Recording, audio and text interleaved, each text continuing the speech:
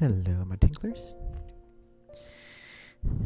This is ASMR Destiny Livestream coming to you earlier in the day. Usually I stream very late at night my time, but I wanted to do this earlier so I could catch some of you guys before you went to sleep. If you are overseas, outside of the US, I want to say hi to people that are in here right now. Really appreciate you guys coming in right away. Skylar, little Skylar, Jacob, Cisco, Commando Crete, Chris, Maurice. Hey you guys, shout out. Really appreciate you tuning in to my ramblings. Quarantine's going pretty much as well as can be expected. I mean, you're stuck at home. What do? You work at home. I mean, yeah. It's kind of like rinse and repeat. You know, try not to go crazy. Maybe get some stuff done, right? Trying not to go out if at all possible. Ordered pizza today. Got finally broke down. I was like, I gotta order pizza. You know, even though I have a lot of food at home, there's just so much that you know, you gotta. You know, I usually eat out a lot during the day. Like when I'm at work, I'll get takeout or eat during the daytime, right? So I'm used to that. And then now, like, I don't have that anymore. It's kind of like, even though you may think it's like easy to get over, it's like it's hard, you know. Hopefully, you guys are doing okay too.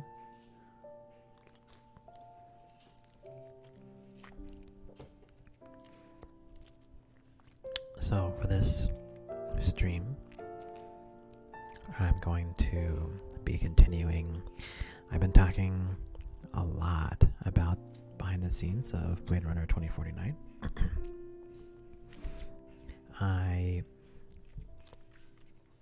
I didn't work on the film. I wish I did, but I didn't work on it. But I know a dangerous amount about how it was made, and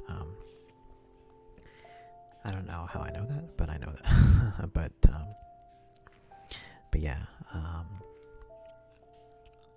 I've actually would like to make an actual recorded series about the making of, because what I've been talking about in the live stream isn't everything, because I can't really play back the movie more than a few seconds at a time because of the YouTube copyright.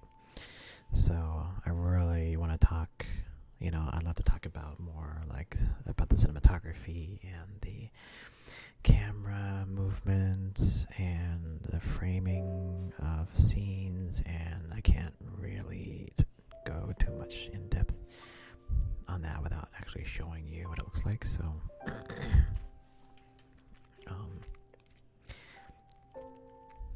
I don't know, maybe one day I'll do that. But for now, I'm just going to continue where I left off, which is one of my favorite scenes from the movie. About 2 hours, 9 minutes into the movie.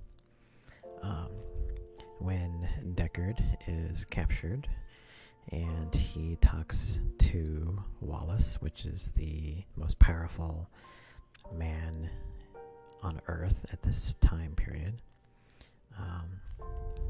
And this scene, yeah, Chris, it's, if you didn't know any better, like, it pretty much, I think anybody would think that I worked on the film, because I am actually talking a lot about insider things that they did, during the production of the scenes and everything, and little tidbits and whatnot. So it's kind of like, I don't know, it's kind of like what I what I do. I mean, I do production, but I don't do any Hollywood work. But a lot of the concepts and things are the same. It's just on a larger scale, right? Higher budget scale. So this scene I really love. Again, this was a built set here. It's basically a big pool, and then they have underwater lighting to create these amazing water caustics on the wall. Like, look at that pattern. And this is all due to the cinematographer.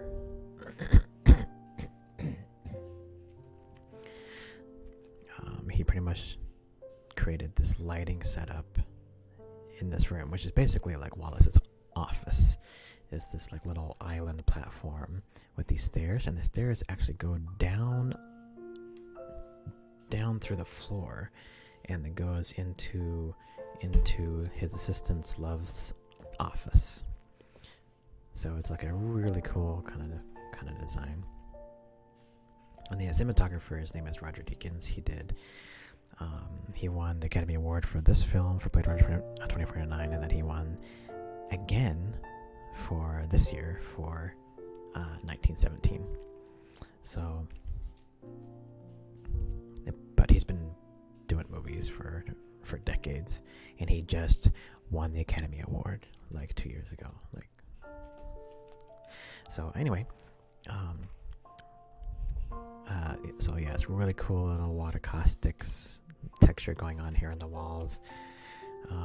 So Wallace walks in.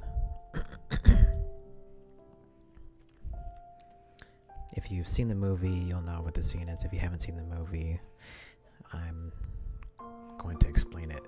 So there's spoiler alert if you're watching this, but if anything, you should just watch the film anyway.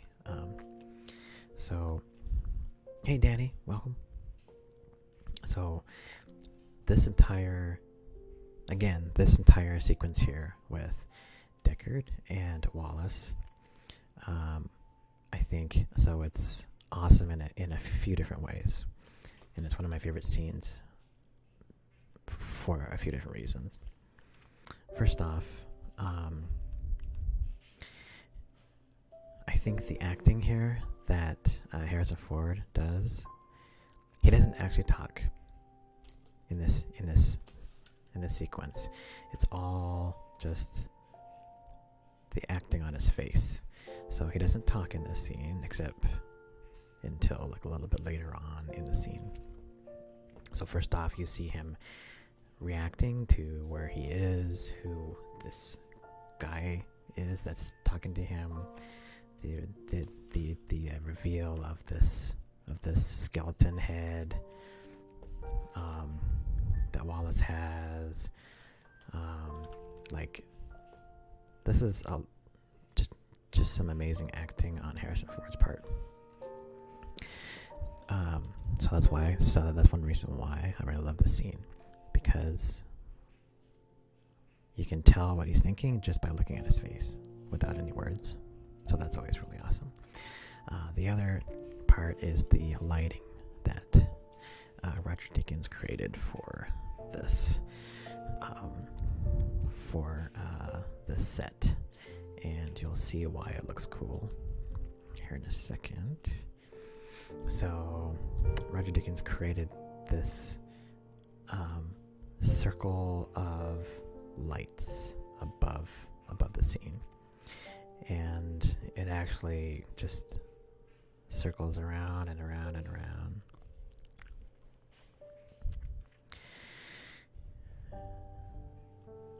Hello everybody, thank you for joining.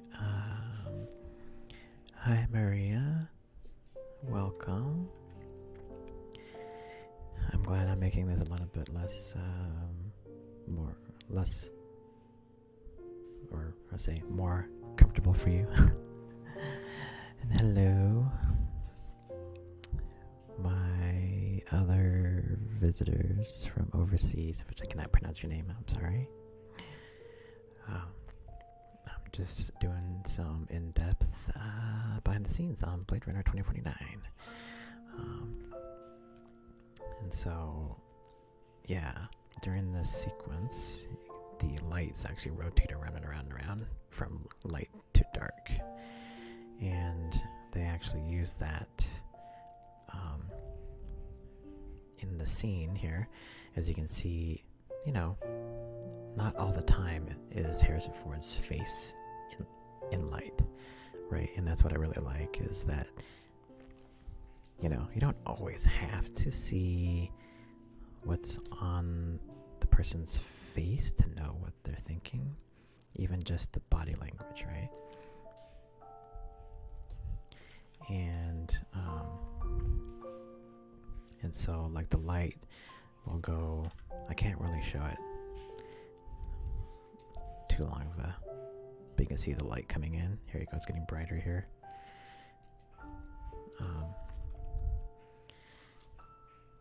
So yeah, the light will like rotate around. So see, it's getting darker now. So it's a slow, kind of subtle effect totally gives it the atmosphere, right? And then in this part here, he actually is listening to the voice of Rachel, which was the replicant that he was in love with in the first film. So he's hearing her voice for probably like the first time in many, many years. And then that's why when that ends, then like the light reveals his face again, and you can tell like he just was affected by hearing her voice again, right? Like a lost love.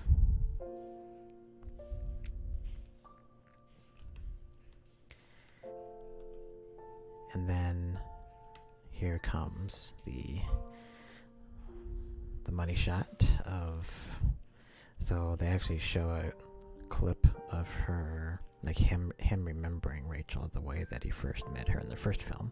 So this is the shot from her in the first movie to kind of give you like a reference point because of what's coming up next.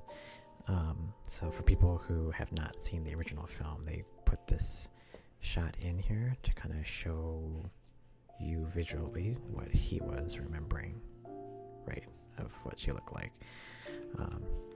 Because Wallace decided to recreate her to kind of convince him to try to give him some information. So this was the money shot here where they spend all their money. So he's like, I have recreated an angel. I've recreated an angel for you. And so he sees her in silhouette first, but he doesn't quite know who it is, or maybe he just doesn't believe it. And so, and you gotta remember, this was like how many years ago? It's been decades since the first Blade Runner. So then Wallace just said, like, here's an angel reborn or something like that. And then now Deckard is like, I can't. It's like I don't believe it.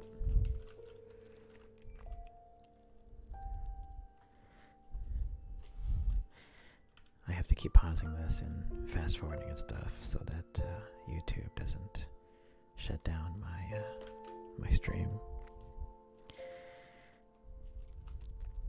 So this is the money shot. So I'll just show you the scene. So she walks in. I'll make this larger so you can see.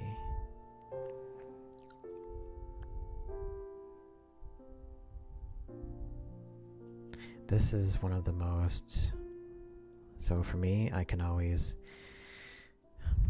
like digital humans, I've talked about this a little bit before in my previous stream. Digital humans always stand out to me because they're not perfect yet, right? There's something about the animation of a digital human that throws it off for me, and I can tell that's a digital human.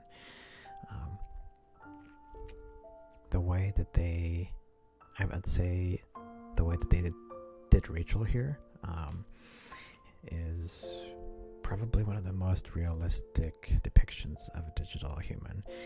And granted, there's not much that she has to do. It's a very limited performance. So I think she has like one line that she says.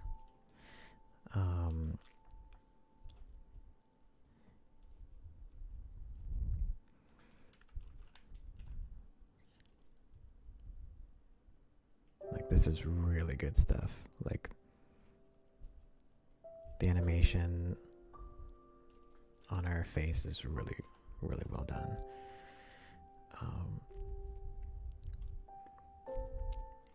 Like, if anybody didn't know any better, they would think that it was the original actress from the original Bladerunner, reprising her role all over again.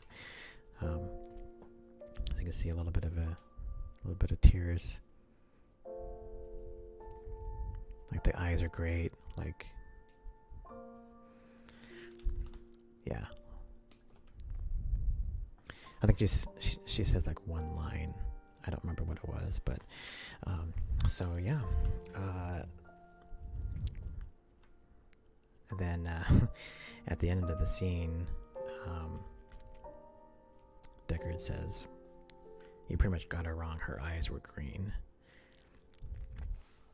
And Wallace was like, "Okay, shoot her, put her out of her misery." Because it didn't work, his trick with her didn't, if it would have been perfect, maybe he would have, I don't know, I still don't think he would have like gave Wallace any information, even if he did get Rachel perfect, right? But I think the other question here also is that with Wallace being a perfectionist, why didn't he get her eyes right either? If her eyes were green originally, wouldn't that have also shown up in the recreation? Like, how could he get something like that wrong, right?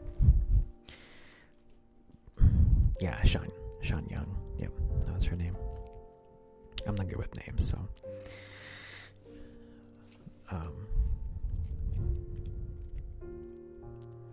Hello, Celine. Welcome. So yeah, did Wallace do it on purpose, that he got her eyes the wrong color? Or there's another theory, is that maybe her eyes were not green to begin with. I don't remember if they were actually green in the original Blade Runner.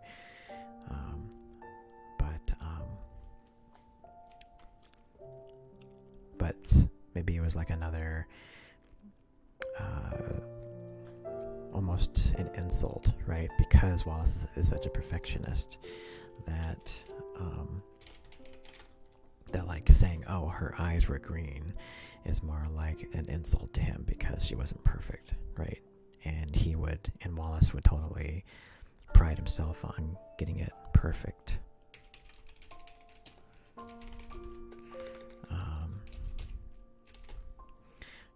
I'm gonna look up one of the great challenges in this, the original one first.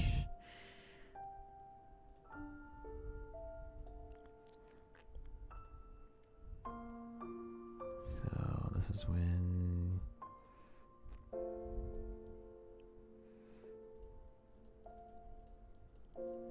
so this is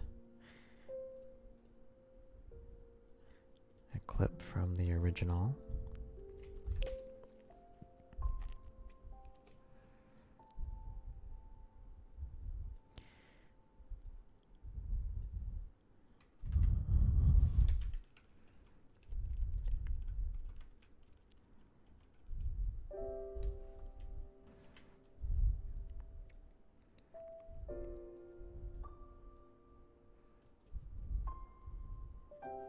Now, the blurriness, there's actually a little bit of blurriness here, and that's from the lens of the camera. So it's not. See, this is even working. Here we go. So the lens of the camera is actually causing this blurriness.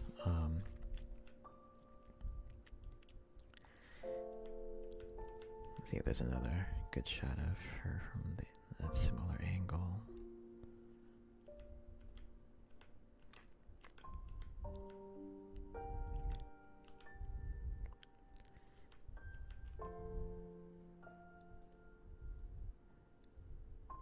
Yeah. See, can you see that on the stream? No, you can't. I don't know how I can make both side by side.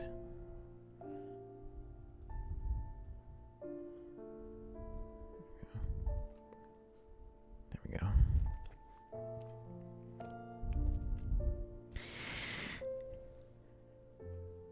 You tried streaming for the first time today and it didn't go well, Jacob? You think you might have been talking to yourself for 10 minutes? So, I do notice on the YouTube live streams that there was one time I went live, but then it didn't work, and then I had to actually go to YouTube and like change the child, you know, the whole like, what was it, kappa or whatever, setting for, is this stream made for children or something. I actually had to like set that before the stream went live. So yeah. Okay, so let me show you some of the shots that how they made Rachel here.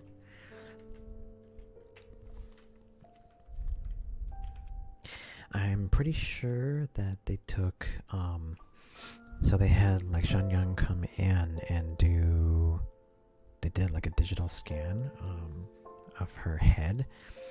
I don't think they used her for any of the facial like motion capture work or anything. They also didn't use her as like a for like for pretty much anything except for I think the basic skeleton of the head, actual bones, because when they recreate facial characters in CG, they make everything. They make the bone structure underneath, they make the muscles, right? And the skin over on top of that. It isn't just the surface. It's everything underneath. That's what they do. So here's some basic single light renders of the Rachel model. This is CGI.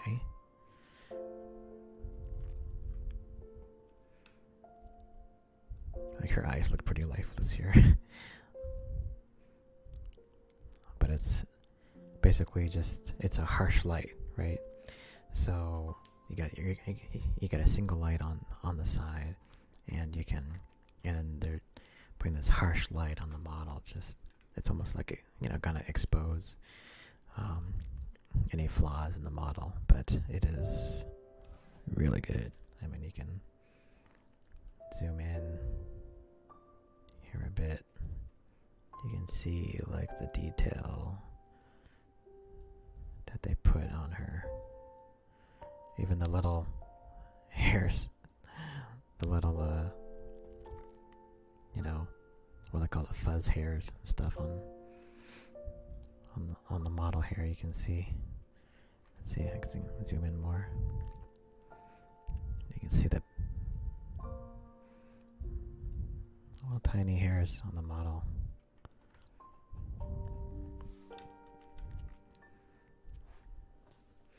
So, as almost like a proof of concept, or even just like a proof, the visual effects company, NBC, they took scenes from the original Bladerunner movie and then overlaid their digital double version that they created on top of it.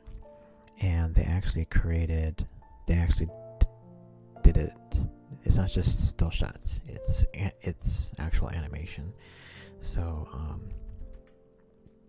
I think they actually have that.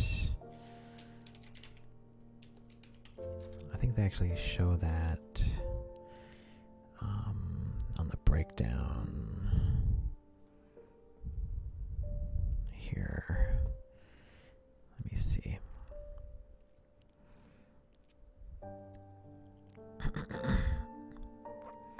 Yeah. So they show it here on the breakdown. I'll show you. I'll show you that. Oh, here's a shot from the scan from Sean Young. So this is a scan. This is the digital scan that they made of her for basically her basic head skeletal shape.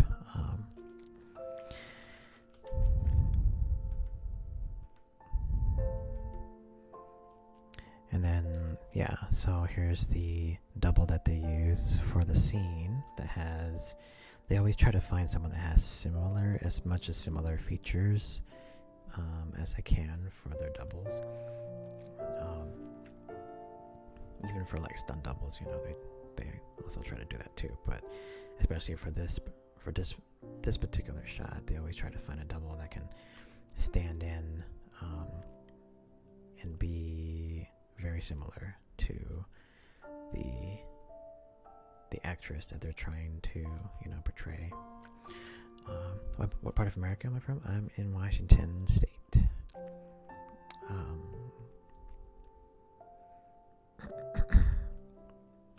So let's see if they have video. Yeah, so here's some video. So they actually duplicated, so this is the original movie, they actually duplicated the animation on their digital double version and then compared it, right? Compared it to the original movie. Just to kind of show that yeah, we can do this, So here's what she looks like on set. Obviously, that's not her. This is her stand-in, her performance double. She has a couple markers on her face for tracking purposes. But otherwise, they were going to actually replace the entire head down to where the neckline is right here. So you can see that here's the skeleton, the skeletal portion of it. And then they have the skin and the hair portion of it overlaid, and then the final version.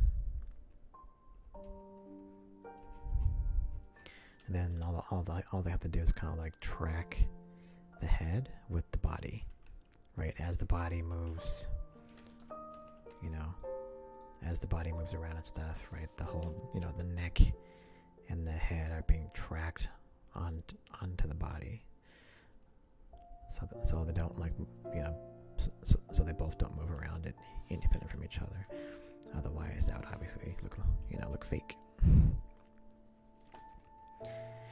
They also, another thing that you would never know that they would do is that they always fix little issues with the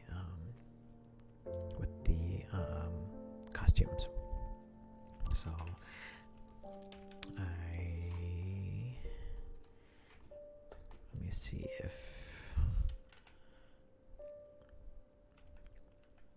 let's see if it shows here. Yeah, so it actually shows it here that what they did is made her a little bit thinner on the waist, on like the waistline, like this.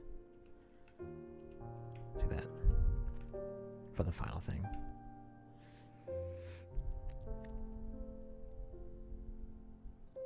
Hey Ruth, I'm from Washington State in America. Yep. Bye, Commando.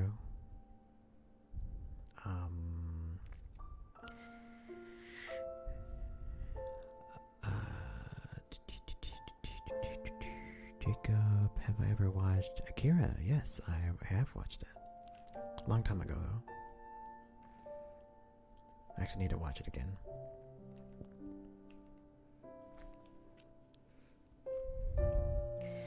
So, of course, love here getting her pistol out, ready to shoot. I think that's all the scenes I got for this.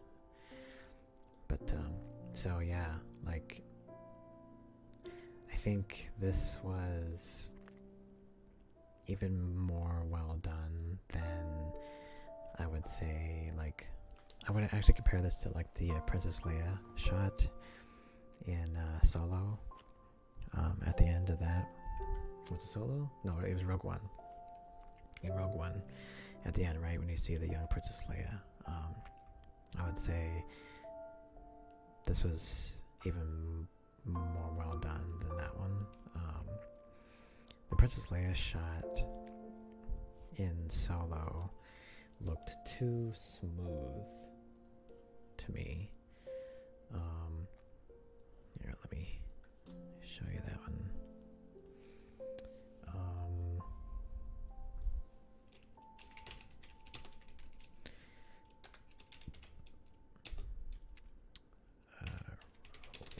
Rogue One. Yeah, it just I love the shot, but it just looked. And again, they did the same process, right? They used a stand-in here, a real person, and they used someone that has a lot of similar features as Princess Leia, right?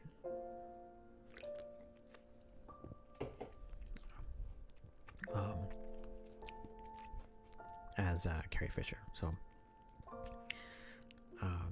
like during that time period, right? But there was just something about this. It didn't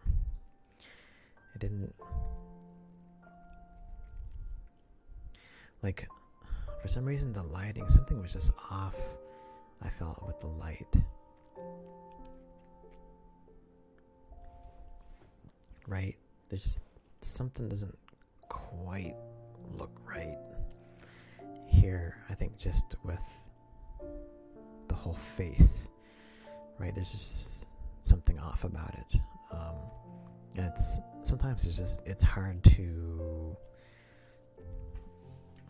hard to like put into words, right?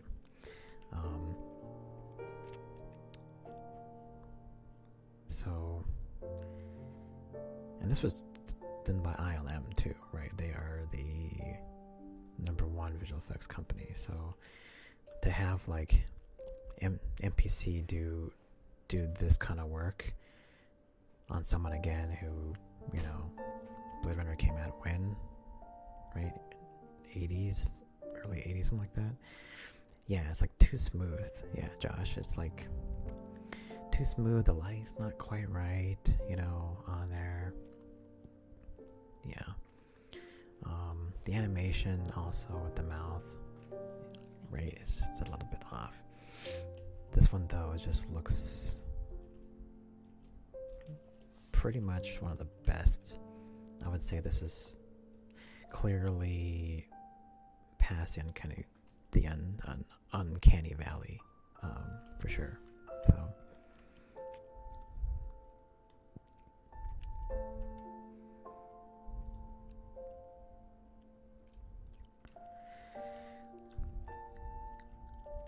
Now, I do have to say, okay, for this scene, the scene wasn't perfect, even though I'm praising this scene. Again, it comes down to animation in my mind. So, Love shoots Rachel, and I think just the animation of her getting shot and falling to the ground seems a little bit too fake to me. So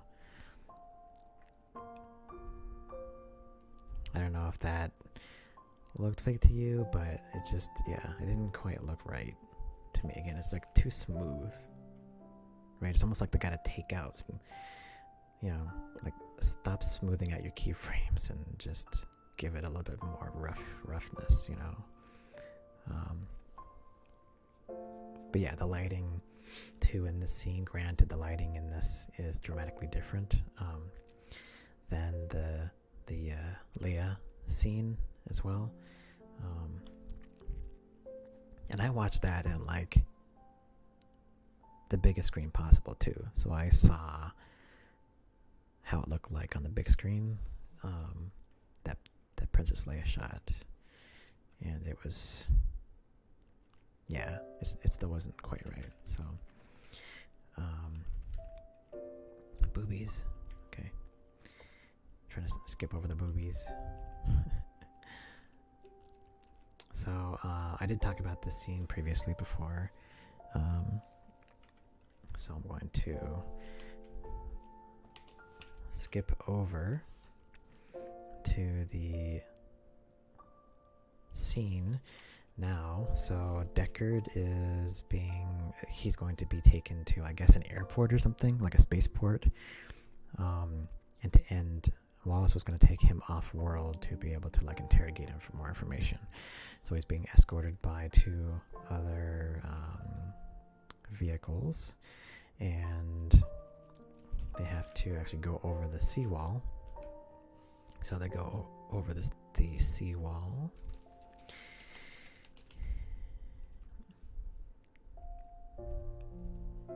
And this is where I did talk about this scene before in a previous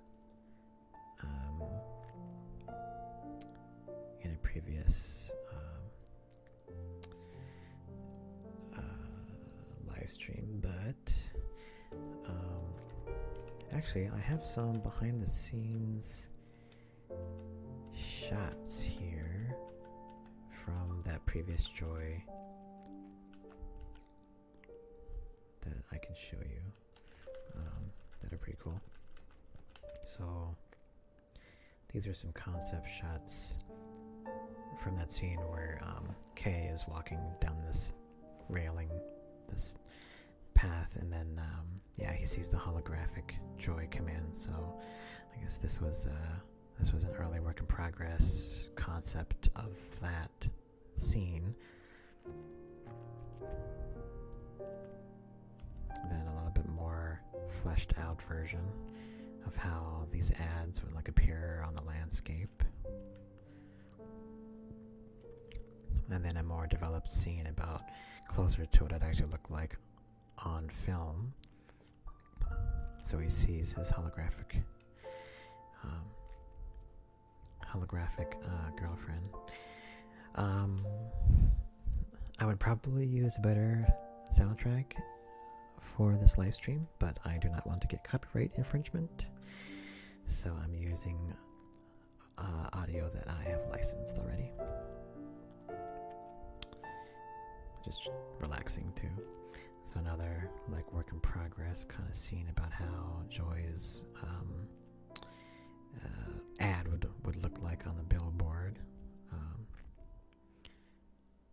Another concept shot here. Very depressed looking Kay looking up at Joy. And then here are some pretty much, this would actually make a good wallpaper. But yeah, some more shots from the set, and then how they dressed her for the scene. So this is the green screen shot of her, and they have like a little like stick here as the reference for how tall Kay's character was going to be in the scene. So obviously she was going to be really huge, right? So, and then they actually projected her footage onto a giant LED wall, so that the lighting on K himself would be the proper kind of lighting. So a lot of times they'll do they'll like relight a character in CG. So they'll actually create the lighting that was in the scene on CG and then project that onto the character.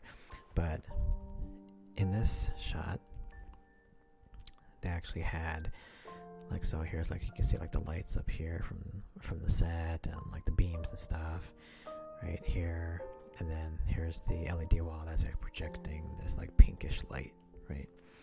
So they're kind of like, again, they do a lot of things in the film to make it more realistic, right? And then they just color correct it, right? So here they're adding they remove all that stuff down here. They add in like his spinners here in the background, getting ready, like on the lighting pad. They take out all the ceiling lights, right, from this warehouse or whatever wherever this was shot, and then just recolor correct that pink lighting, right, that's here to match the scene of the projection. So another cool shot. This was not used. So again, like and you can actually see the reflection of the LED panel in his eyes. So I don't think that was CG'd in there. I think that was the actual reflection of the footage that they shot, because it's already projecting the light onto him too. So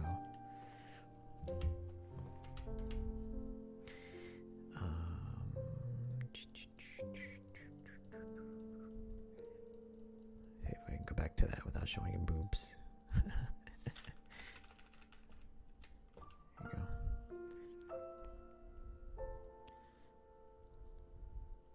There you go.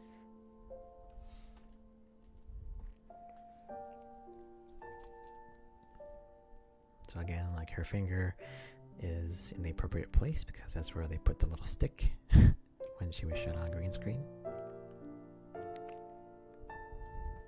They might have done a little bit of a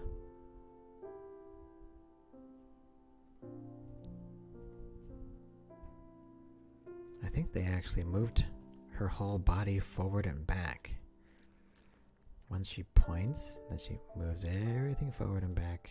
I wonder if that was a digital move. Hello, great Cornholio. So again, the lighting here is from the projection. You look like a good Joe. Boobs? Oh. Trying to skip over the boobs. It's a wholesome stream, by the way. Okay. Now he's pissed. Now we're gonna go finally kill the assistant love. Alright, now we're at the second to the final scene, which I talk about this. So yeah, they created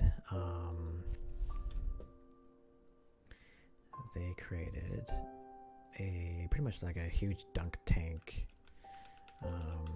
for the seawall segment. So I will show you. First, I'll show you again. Here's the shot. Yep, you got some side boobs. So here's the location that they created the huge seawall segment with the water. So, and then just pretty much showing how they progressed and created the seawall. So, this is the back of the wall here. This was the water that's coming up to to the wall here, and then this is basically like a dunk, like a water dunk device that that creates like splashes of water, like just dumps a bunch of water into the scene really fast. This is basically like the concept that they were gonna have here of Love's car washed up here, and then K here landed with his vehicle. So here's the real shot where it has like K's car for real, and then Love's car over here.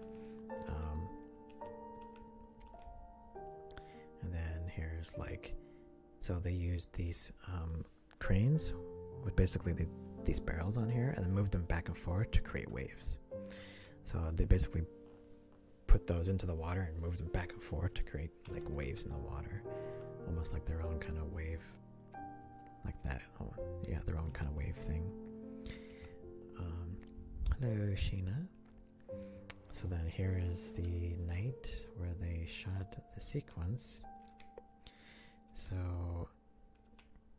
Love comes out. So I'll show you the sequence. So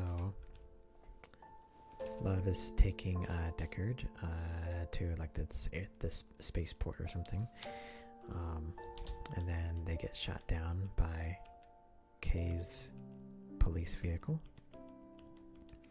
So they're gonna crash. Let's see.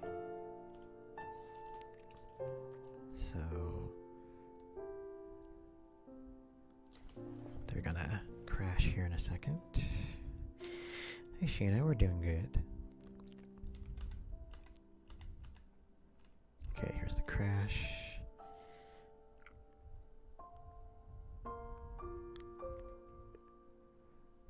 So this is the crash and the seawall. Alright.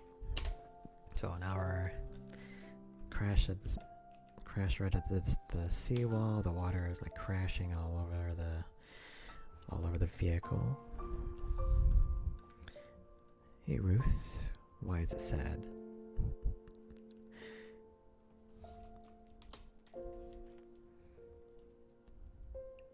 She's like, get us up. He's like, I can't. The engine is flooded. She's like, open up the door. So Kay is right here, ready to shoot. So he gets out.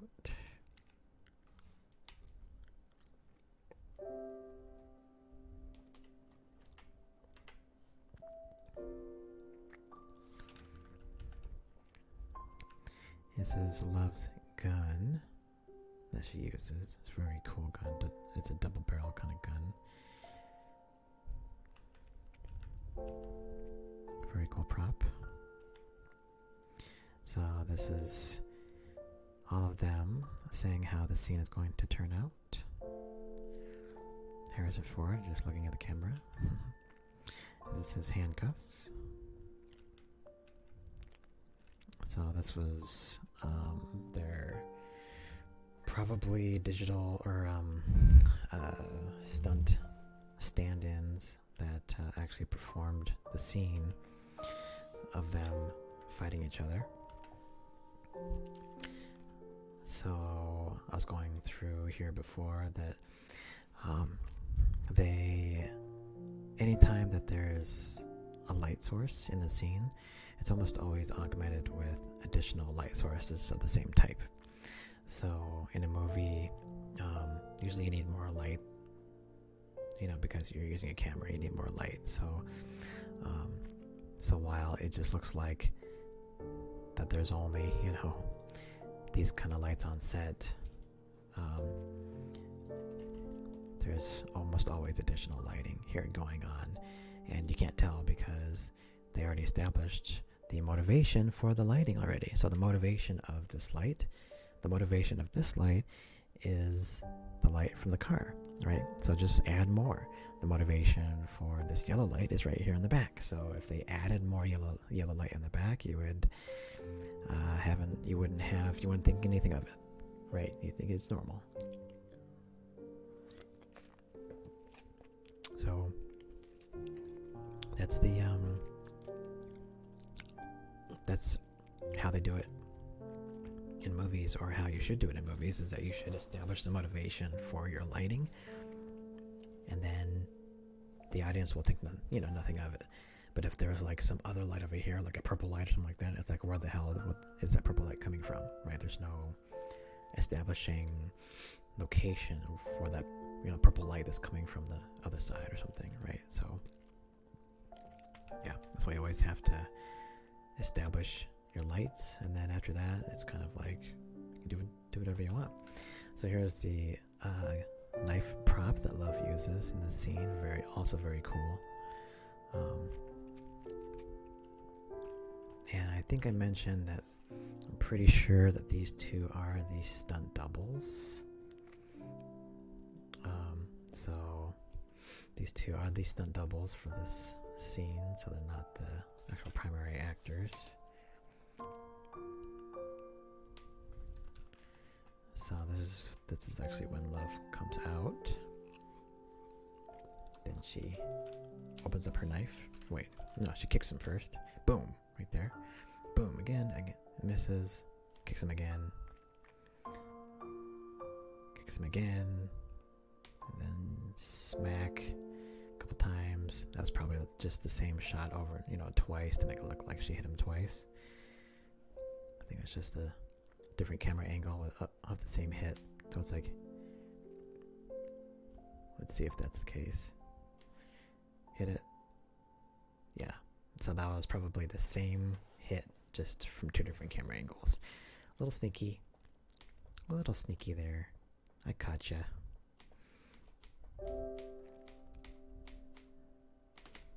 And that scene was probably from, I want to say it was like from this shot.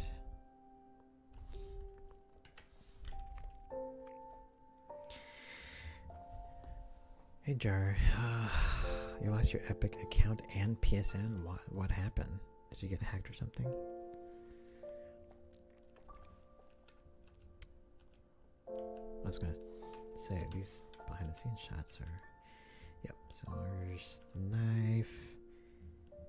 I don't think we had this shot. It looks like she is strangling him from behind or something. I don't think we had that shot in the movie.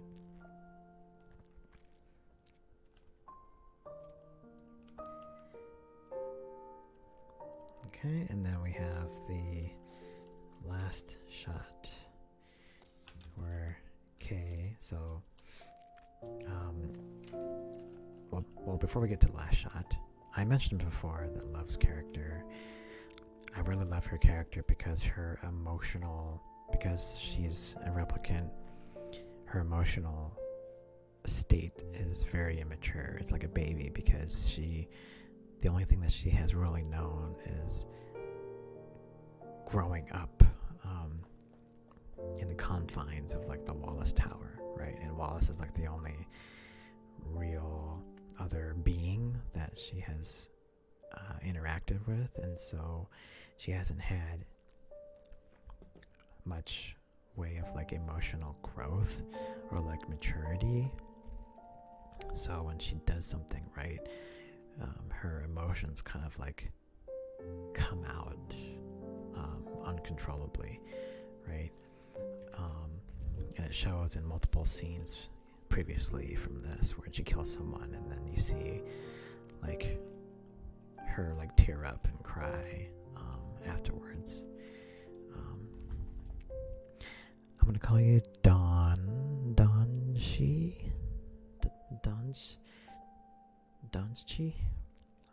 Welcome. So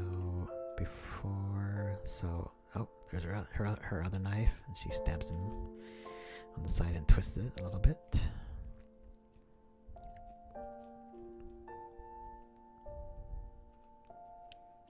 And then another thing that they almost always do is they add CGI blood. So when it pulls out, more than likely this is CGI blood. That's almost always the case. So when I watched the film in this part, I never could understand what she said to Kay at this point. So she actually kisses him.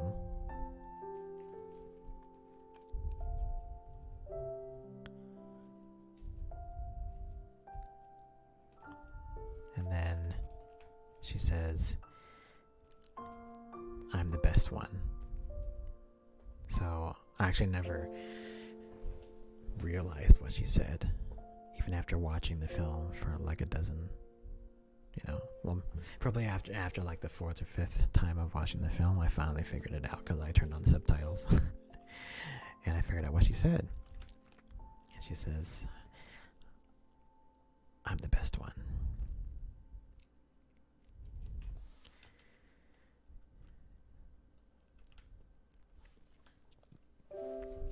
I'm not sure if that was just maybe a reference to maybe like I'm the better replicant, I'm the better superior replicant in that scene. I think that's what she meant because she was graded directly by Wallace, and so I can see her saying that and then like saying that, well, I'm better than you because I was created by Wallace, and Wallace is like my master, my Wallace is like my god, right?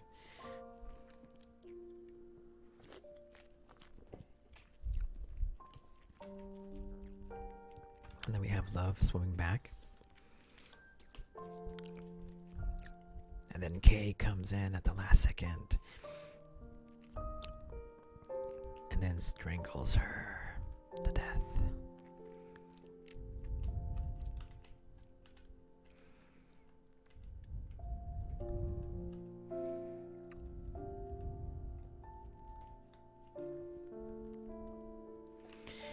He strangles her to death.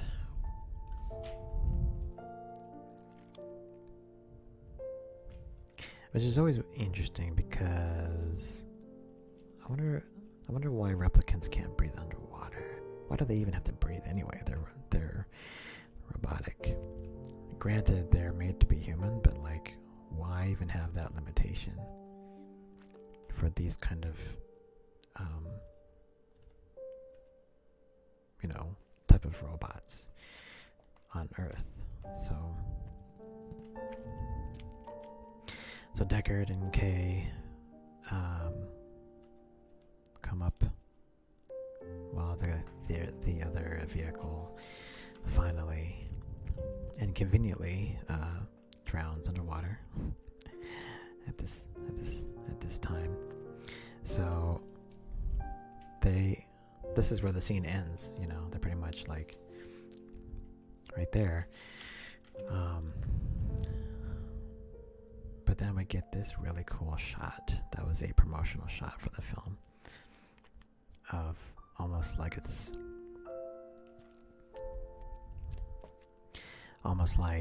this is like morning, right?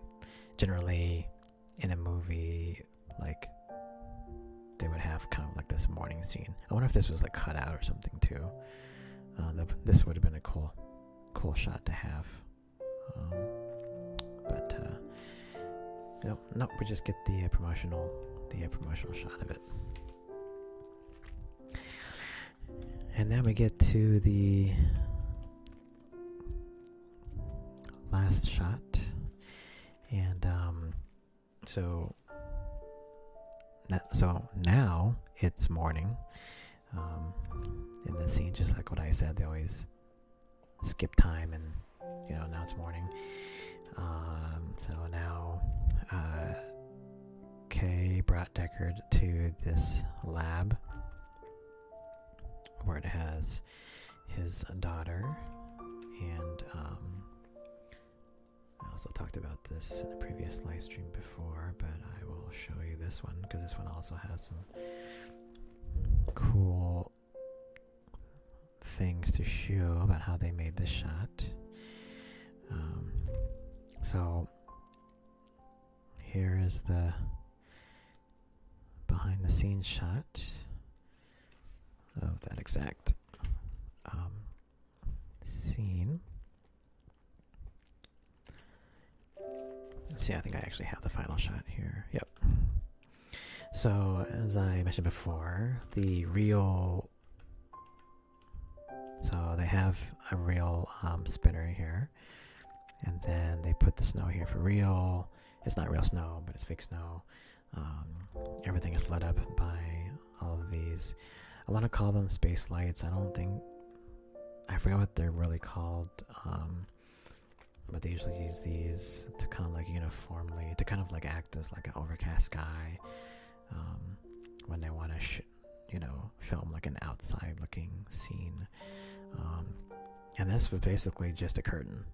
So you can see here, this was just a curtain back here, this uniform color curtain wasn't even a green screen. And just replaced it all past this foyer area. So again, here's a close-up of the entrance to the foyer for this lab. Of course, they got rid of the whole background here, replaced it with the rest of the building. Even the railing in the snow, in the snow here is also added in later. So right here, especially, there's more snow right here.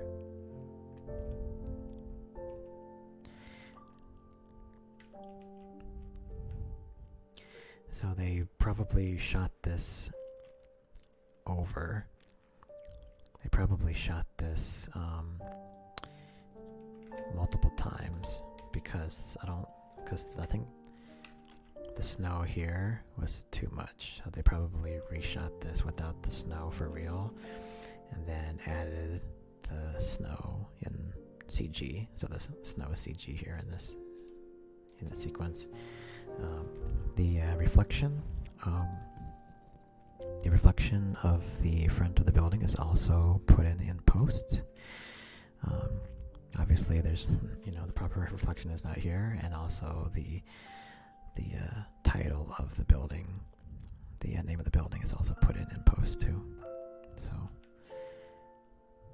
it's just the basic the basic frame of the building and the door to get into the main part of the lab.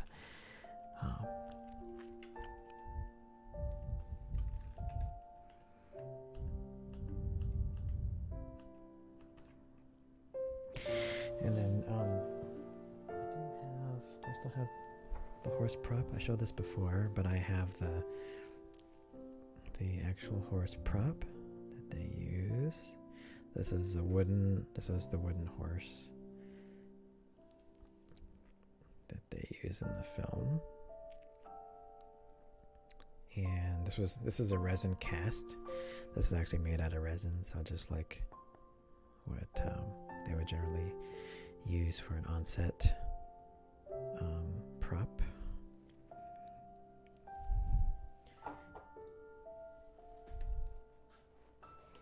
So if you've seen the movie, you know what the relevance of the horse prop is for. But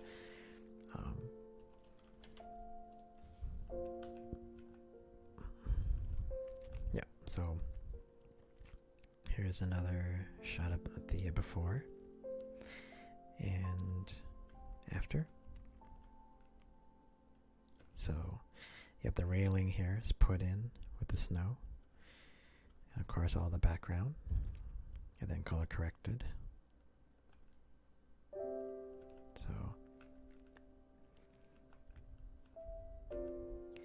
So the thing for this shot is that they actually had to put in his reflection too.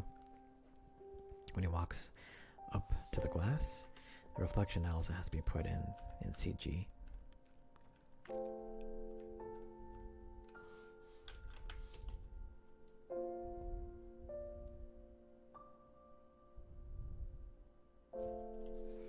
So there's that.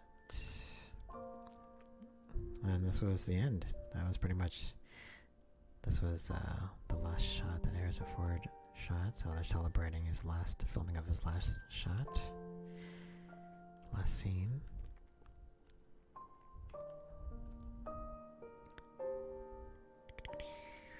This has a reflection of the camera here. Let's see if this shot is in the film.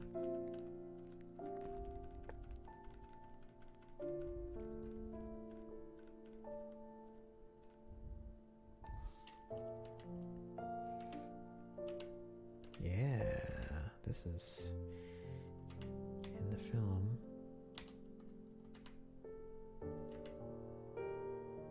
And of course they removed this in post, removed the reflection of the camera in post.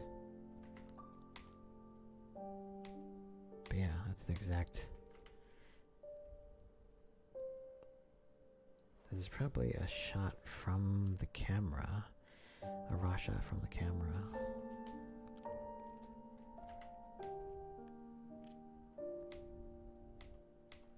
Because we're actually shooting into glass. So I'm sure they had to remove the camera from the side here too.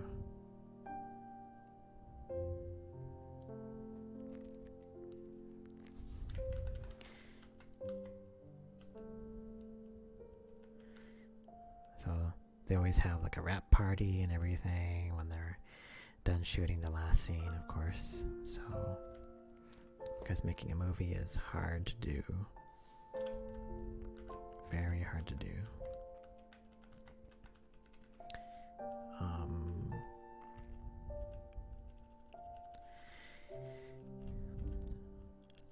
So what I loved here, and this is the very last shot, I loved that they left it the way it is, because originally they were going to have Harrison Ford say some lines at the end here.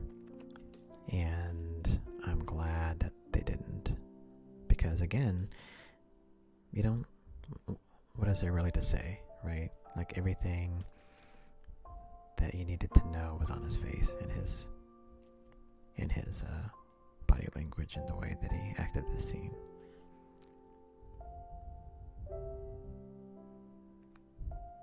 He's like almost ready to say something, right? And then they cut it. You know, perfect. Like, perfect way to end. You know, to end the movie. So, oh man. So yeah, that is... It took only what? 6 live streams to be able to go over the entire movie.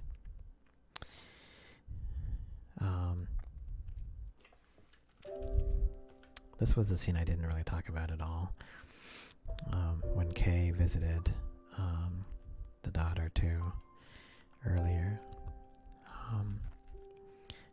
What I really loved about this scene too is that, so in this scene, Kay, seen in reflection here, has this memory, right, of being a boy and like having this wooden horse, right, and hiding it from some bullies. And Kay wanted to know if the memory was real or if it was fabricated. Because if it was real, that means that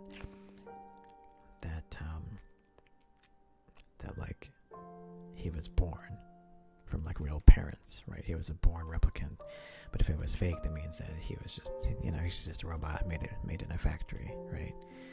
So she's actually the one that creates memories, and so she can look at his memory and tell him if it's real or not. So you can already tell on his face, like he is very concerned for the outcome of this. So Ryan Gosling already has it in his mind about what's going to be happening, right?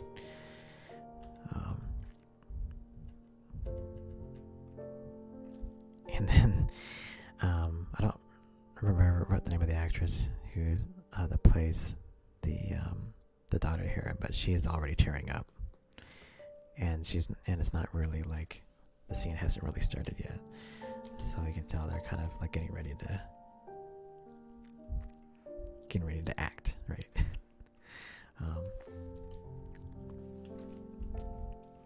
And then she basically looks at the memory and it's like, yeah, this is real.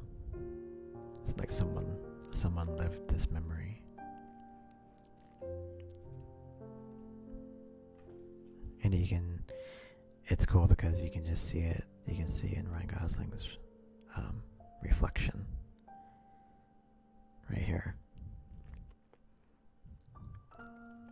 like you're actually looking at her, but then you can still see his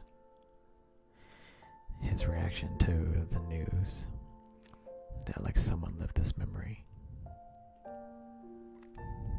And then this actually turned into a meme. I think someone turned this into a meme.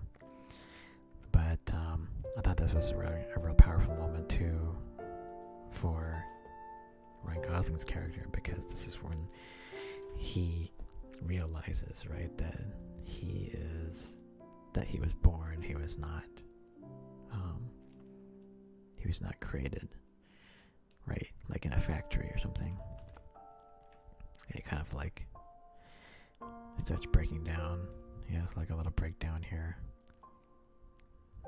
like shaking and just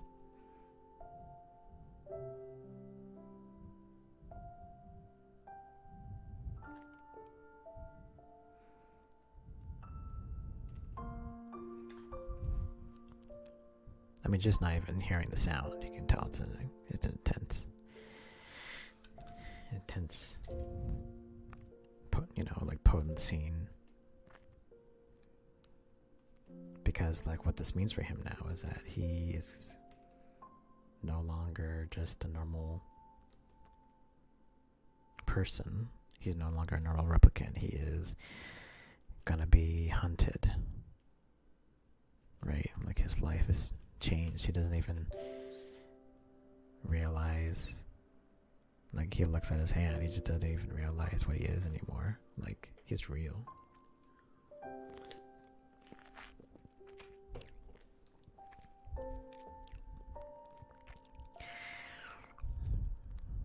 What else did I skip over? I skipped over a lot of stuff.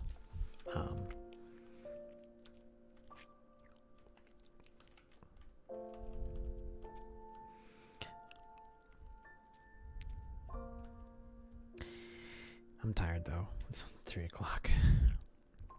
Well, I shouldn't be tired, but I've been talking for a while. I hope you guys always like me talking like this. I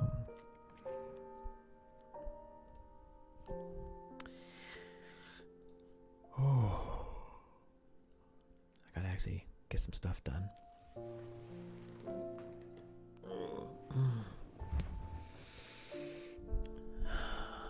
But yeah, I hope you guys enjoyed that. I actually did skip over some scenes.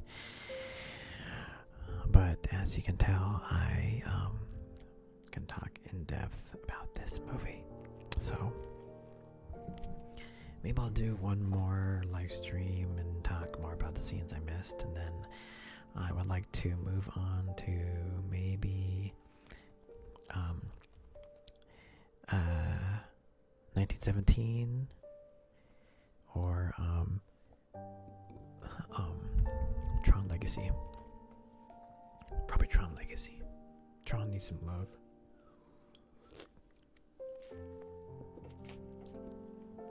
Plus, I gotta show you my prop from Tron Legacy.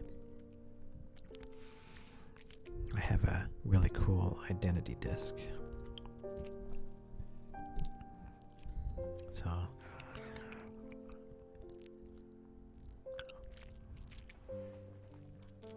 yeah, same thing, Chris.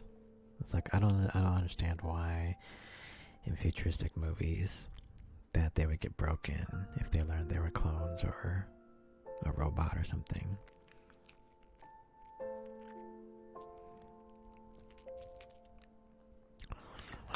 I think in his case, in Bladerunner 2049, just the case that a replicant could have a baby, like that kind of like was the ultimate, like something like that should have never been able to been possible.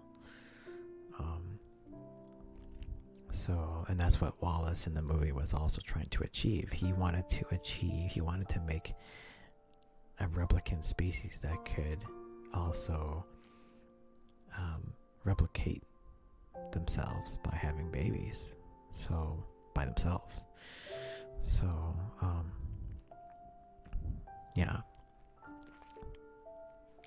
And just having Kay realize at that moment that the memory was real and that he was born and not made, right, was a crazy moment, because it means that he was like the only one that was ever made like that.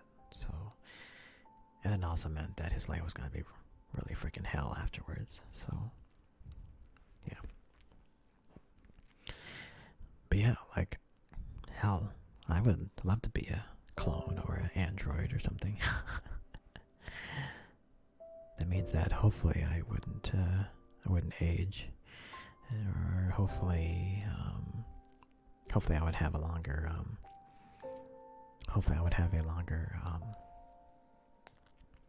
lifespan than 5 years. I think it's what the original Bladerunners were. They were like 5 years old, something like that. 5 years of a lifespan. How about doing a stream on an old school visual effects film, like 2001? Oh yeah, totally. I could totally do something like that. Or even like going through like different kinds of maybe movie trailers and talking about doing some movie trailer reaction. Vanenica, welcome. Glad to see you here. I'm just wrapping up, actually. But I think, yeah, like going through different, maybe some movie trailers, because maybe I will not get copyright. Maybe I won't get a copyright problem with that. Maybe. Maybe not. Maybe.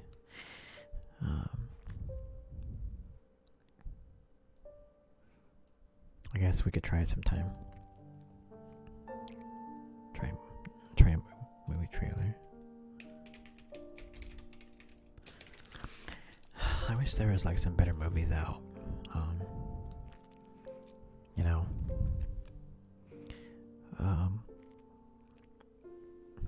I'm like waiting for some new movies to come out for the home, right?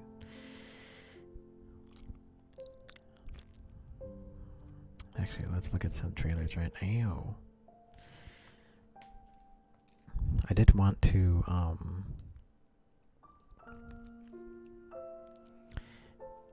let's see if I can play this back. If my stream stops for whatever reason, I want to thank you guys for coming. I probably won't restart it, because I've just been talking here the whole time. But yeah, I'm just gonna talk about some. Let's try to play back some movie trailers and see if I can do that, and not have YouTube shut me down. So this is the F9. Oh, wait a minute. Oh, you've been here for a while. Okay. Sneaky Fanatica. Chris, what do I think about the Lord of the Rings TV show that they're planning? Isn't that the... Oh, this is a nice shot. Isn't that the show I think Amazon is planning on? I think Amazon said that it's going to be $1 billion show. I'm pretty sure they said they're spending $1 billion on the Lord of the Rings series, which is super insanely crazy number, which makes me highly anticipated to see how much of that goes on screen.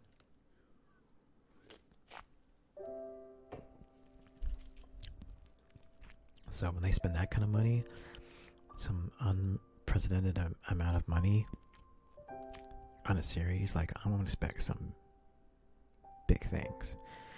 So $1 billion on a TV series. I mean, Yeah, no kidding, no joke here. So,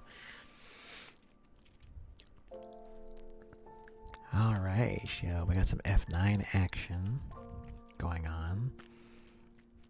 Some obvious visual effects here work going on here with the cool thing about YouTube is that I can scroll back and forward frame by frame. But yeah, obviously this is a slow motion shot. She is on a green screen and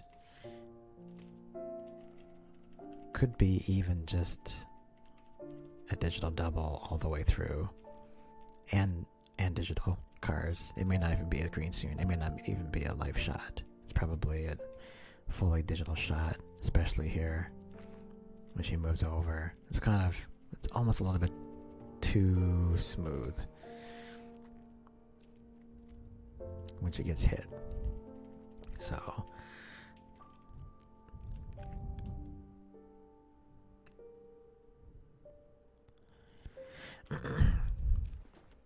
yes, the new Avatar movies. So they are coming out. The Avatar films. Yeah, so they were saying two is going to be in 21. December 17th, 2021. Avatar 3, December 22nd, 2023. Avatar 4, December 19th, 2025, and Avatar 5, December 17th, 2027. I think they said the last two or three films, no, the last two films are going to be dependent on if Avatar 2 and 3 do well at the box office. So, which again, I'm also looking forward to. I think Avatar was like was a great amazing film. First off, because like the CGI in that film was amazing for the time. It's even still, I mean, it still looks real now. But back then, it's like we've never had like a world realized in that kind of realistic fashion. So, so a lot of cool stuff going on here. A lot of this is done really, really well. That you probably just looks normal, right? Like the car flip. Anytime a stunt happens, right? It's most likely like augmented, right? Or it is CG, or there's CG elements in there, right? It's like, okay, how is this car actually coming up? Right? There's nothing here that is making this car flip up in the air like this, right? So, yeah, this is obviously a CGI car because it's doing something it is impossible to be doing in real life. Yeah, this is probably like all on a green screen or like a lot of compositing going on here.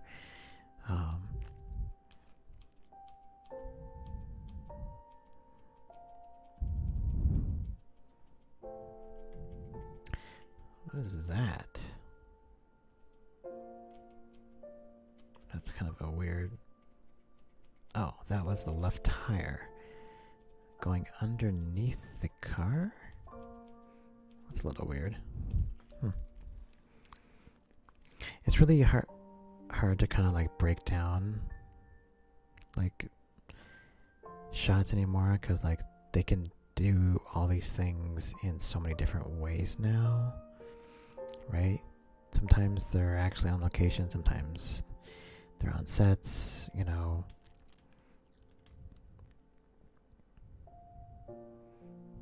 Like I don't know what that scene was really supposed to be about. There's like no way, unless they like are gonna land on a garbage truck or something, that those two characters would actually live falling off of the edge of this building.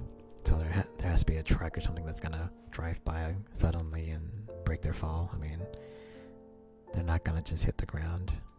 At least they better not just hit the ground. So.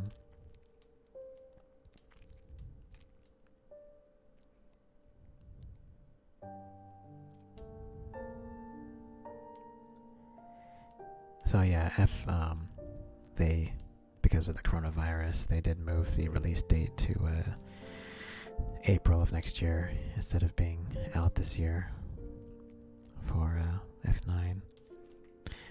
One thing I really like are the transitions between different environments. So this was most likely 2 different shots. So we have this inside shot, right, of her hitting the other guy through the window. That was one shot. And then we have another shot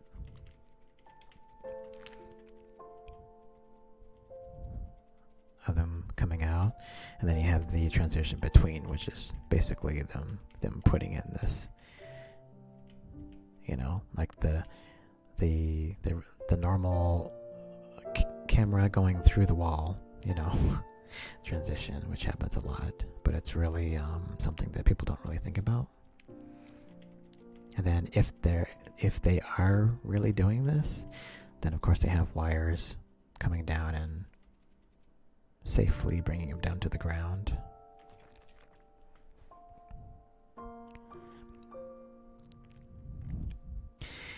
Anytime when you have a shot, like anytime that you have a shot of the car coming in really close like this,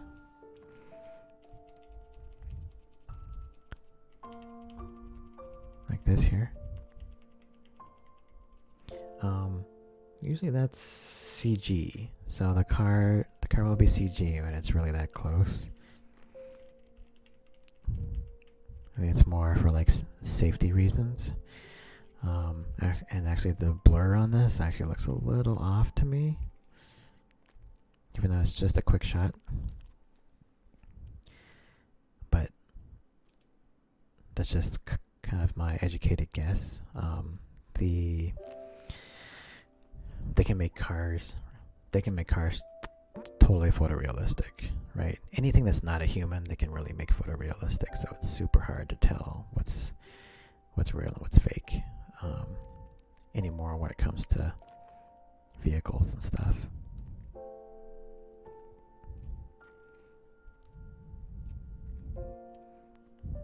Yeah. But when you have cars doing like epic stuff like that, you can almost guarantee that it's CG. So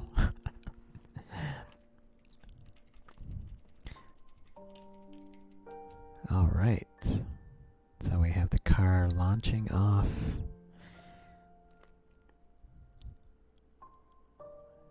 And then being caught by this stealth bomber. Now, here's, of course, the most ridiculous scene. So, the car hits this, like, parts of this bridge support. So it hits part of the bridge support, and then the end of the wire gets caught in the car, and then the car flies around. And of course they are like so calm. They are so calm. They should be a little bit, maybe Vin Diesel, but like Letty should not be this calm, right? It's like, oh yeah, we've done this before. I'm calm. This is what cars should normally do. Way too calm for this. Boom. So slack, no more slack, and then it pulls the car around, right?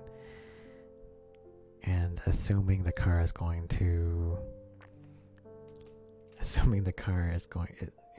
they plan on landing the car. somewhere back on the top of this mountain on the other side. I guess that's the plan, but like I wonder how. When is the wire gonna know when to let go of the car, right? This is not normal stuff that I think about. I always kind of like let things happen in movies, you know, even if they don't make any freaking sense.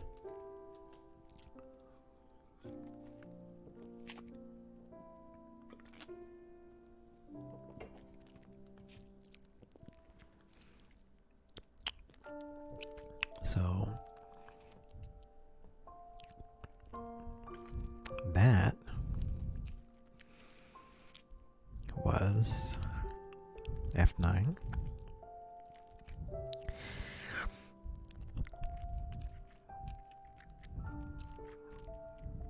What other movie trailer should I watch?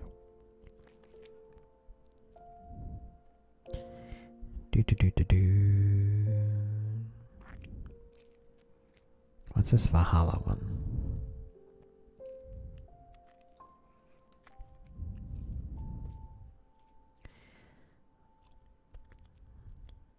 Thor Vikings movie. It was released on April 3rd.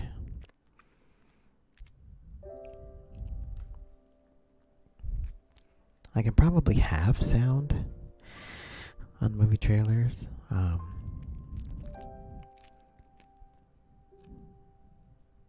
But we're just going to watch it.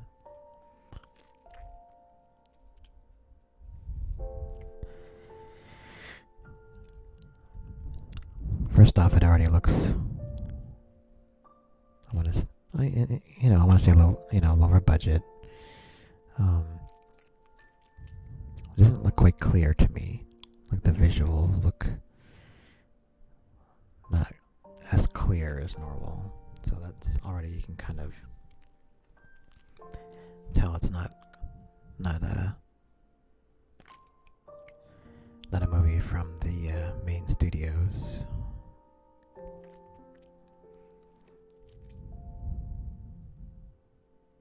It still looks good though, I think.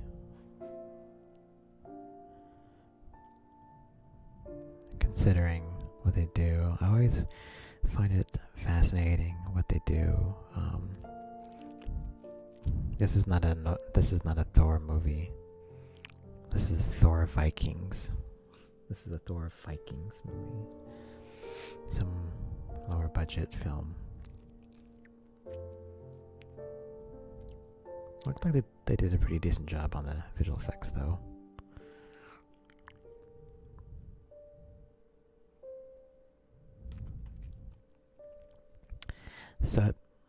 Dude.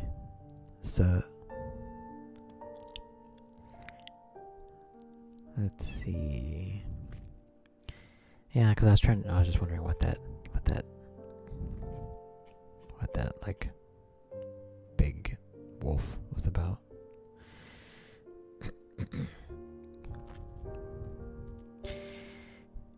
The Greyhound.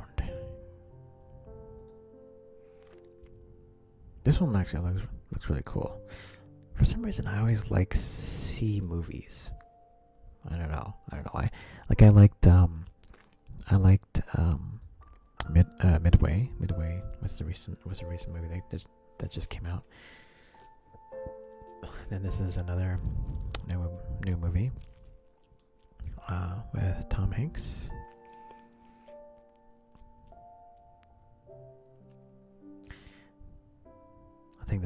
I feel the CGI in this one is pretty decent.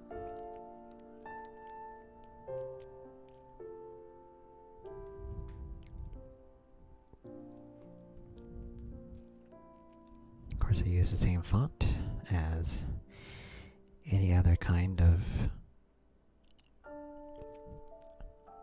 war kind of movie.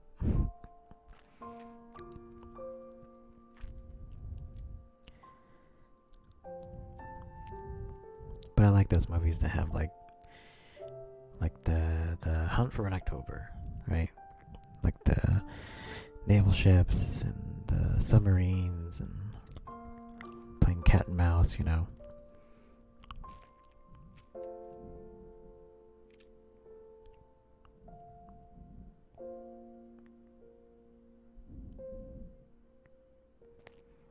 And a screenplay by Tom Hanks.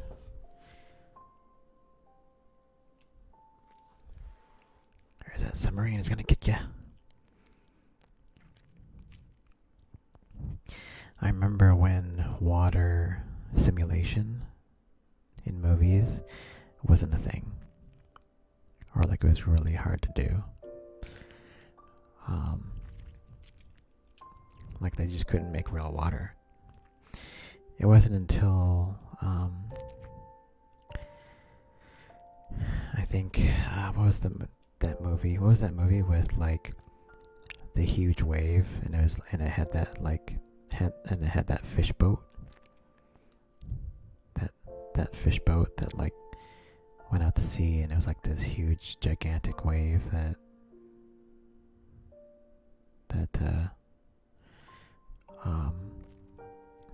the boat was trying to get over. I think that's one of the first movies that I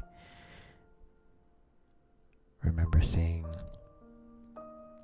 that had pretty realistic water effects. What was it called? Anybody? Does anybody remember that movie? I want to call it was it The Impossible?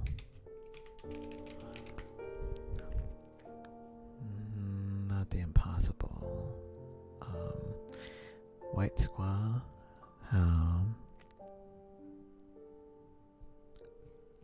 No, it wasn't White Squaw. What was it?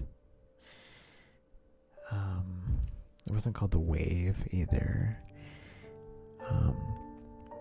The Impossible though. Oh, that was the one with the tsunami. That one was a good one too.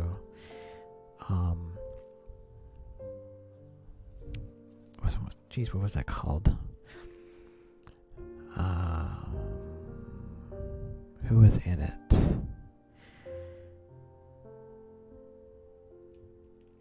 Jeez, that's gonna bother me. I don't know. I forgot what it was called.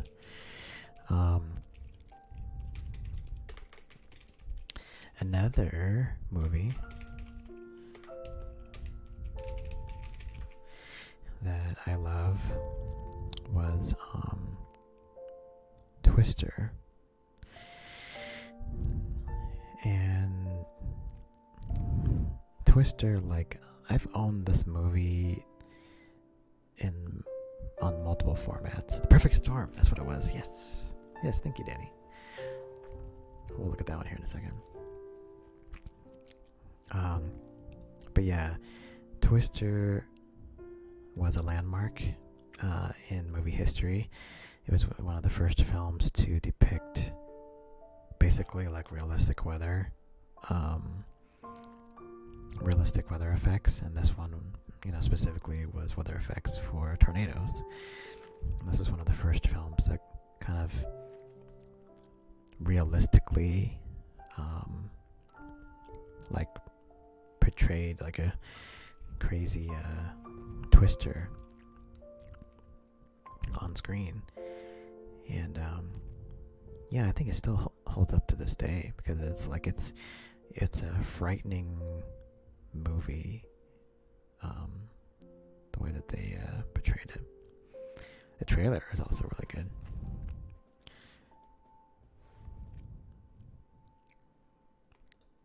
But yeah, one of the best tornado movies ever made. Yep.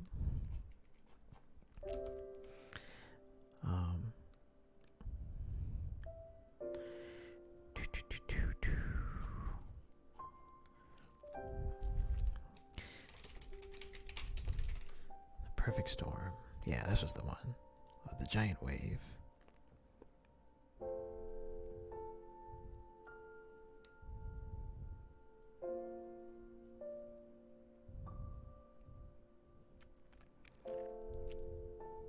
I mean, you can tell the quality of the. Oh, that's right. George Clooney was in it. Mark Wahlberg. But you can tell back then, like the waves, like it's pretty realistic. But I think you can tell that water simulation and water rendering and stuff like that now is even better than what this was. I mean, this was what, 2000? The year 2000, yeah.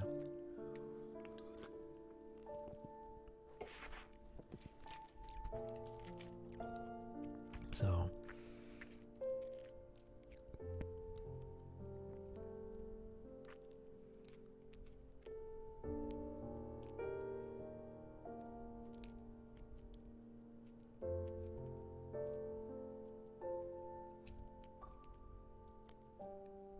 I was like, they're not gonna make that.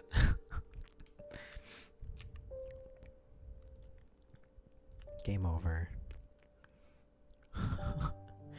George Clooney's like, come on.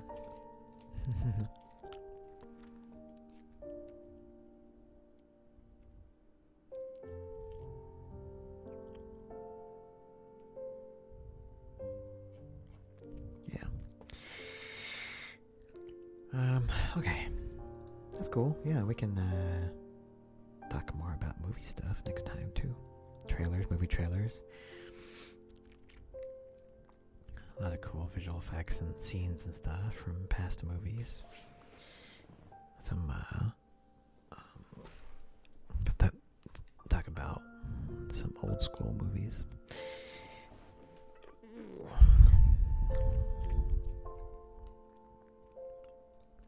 But anyways, guys, I'm gonna go. I'm gonna try to get some more stuff done here. I really appreciate all of you for joining me for this very long stream. Almost 2 hours. I consider that long. Yeah, I will catch you guys next time. And as always, stay safe. And yeah, I hopefully will be making another video here in a couple more days. Actually, I got a video I gotta do now. I'm gonna be making a all music version of my last video that I just posted. So I gotta work on that next, and I'll get that online. So see ya, everybody.